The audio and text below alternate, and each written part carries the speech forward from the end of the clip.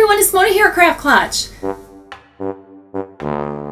The weather is warming up here, so now it's time to start getting out in the garden, and we're going to be making over pots, and we're going to use candle holders and pots. One of the candle holders is broken. I accidentally broke it, but I think it's a great opportunity to make this whole thing work. So let's start working on this. The pots we're going to use are these pots that I bought at the dollar store, and you can use whatever pots you want. Think thrift store, garage sales, whatever you want. If they're not exactly the same, that's even probably better. We have these two candle holders that I also bought at the dollar store, but I managed to drop one.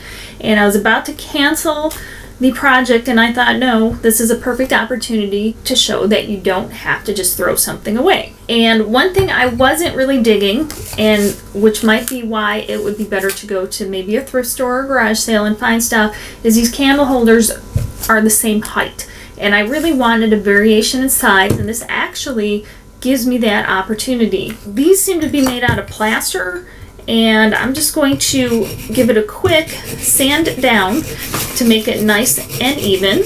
So I went digging in my wood pieces and I found this little candle holder, and I thought this is actually perfect. I will glue it in place like this and then add this on top. Now I have the variation in size that I wanted. Now these pots are quite plain, and you can probably find some of those like rubbery embellishment pieces to put on here. I didn't happen to have any on hand or come across any, but I do have from way a long time ago these foam dragonflies, and I don't think you can actually buy them anymore, and I thought it was high time I did something with these. So I thought having them on the pots would actually be kind of cool. The only problem I have is they're very flat. If I put it on the pot, they don't like mold with the pot. So my solution for that is to kind of mold them so they have a little bit of a curve, and then they fit onto the pot much better. And the way I did that is I took them and I held them with these little forceps, and I heated it up with my heat gun,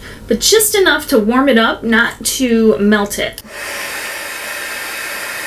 And then I just pressed it down, and I'm doing it at an angle because I don't want them to be straight up and down. Now once it cools, it has a little bit of a bend to it, and you can bend it a little more if you need to. Otherwise, if it fits pretty well, you're fine. Now because this is a type of a foam, I'm not sure how they'll react with spray paint, so I want to seal them before I do anything else with them. I'm going to do that by just using an acrylic paint.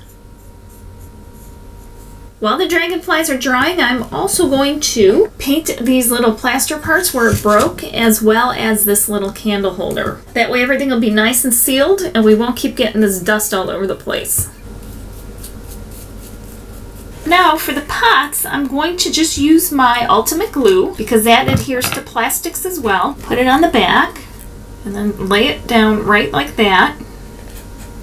You can wipe up any excess so you don't have any goo coming out, but it does dry clear, and we're going to paint it, so it really doesn't matter. And then if you can stabilize it, I have it sitting on a cup, and this glue is pretty thick, so hopefully it won't slide.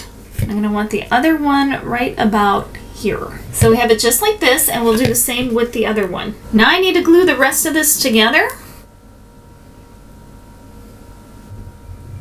And I'll start with this part. Make sure I have it on right and straight. Alright, then I'm going to add this, and then we just let this dry. The dragonflies are nice and secure on the pot now, and we're going to attach them to our bases just like that. However, before we do that, I'm going to glue them onto the base, so we're not going to have access to any holes on the bottom. So what I want to do is drill some holes on the back and the sides. They don't have to be huge, but I want them there so that we don't have water standing in here and all of a sudden roots are rotting. Quick hole just like that. I'll do 3 of them. Now we can glue, and when the glue's dry, we'll paint. Remember to use a glue that adheres to plastic. You want enough on there to make sure it sticks. You can add your pot. We're going to let this dry, and then we will paint it.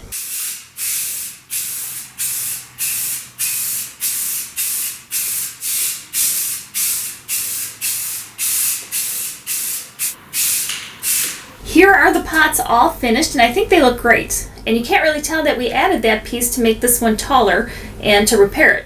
So now we have the 2 sizes, and it'll be perfect for my herbs. Thanks guys so much for watching. I hope you like the pots and how they turned out. You can personalize this any way you want, any color you want, and if you go to a thrift store, and you might find some really interesting shapes and styles and sizes of candle holders, of pots, of all kinds of things, that you can do the very same thing with it. Also, I'm going to look and see if I can't find any embellishments, and if I did, you'll find it down in the description below.